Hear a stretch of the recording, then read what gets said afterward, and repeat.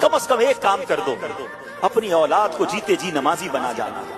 खुश नसीब है वो वालिदैन जिसके बच्चे नमाजी हैं।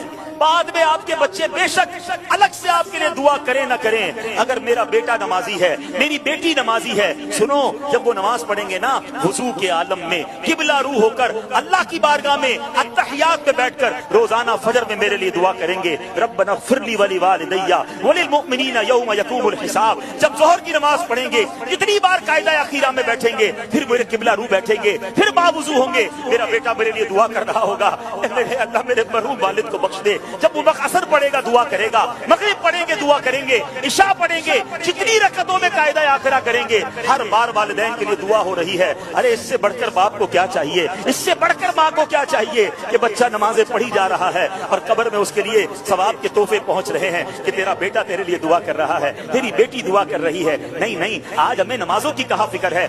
अल्लाह के रसूल अलैहिस्सलाम फरमाते हैं कि बेशक तुम में से मुझे सबसे ज्यादा प्यारे, सुनो आका फरमाने तुम में से सबसे ज्यादा प्यारे और कयामत के दिन मेरे नजदीक तरीन वो लोग होंगे। अब मुझे बताएं, मैं आगे बंदा ना बताऊं कौन है, इनाम कैसा है। कयामत में आका के सबसे करीब और नबी पाक फरमाए मेरे लिए सबसे ज्यादा प्यारे। सच्ची बात है, मैं अगली जुमला ना भी कहूं ना तो हम सब ने ये सौदा कर लेना चाहिए कि वो जो भी काम है मैंने करना है। मेरी सारी जिंदगी एक तरफ, अगर मैं नबी पाक का प्यारा हो गया और कयामत के दिन प्यारे आका के सबसे करीब हो गया तो फिर ये काम क्यों ना करूं। और वो काम क्या है? आका फरमाते वो है जो तुम में से सबसे ज्यादा अच्छे अखलाक वाले हैं। जो ज्यादा अखलाक वाला है वो आका को ज्यादा प्यारा है। अब गौर कर ले मेरे अखलाक कैसे।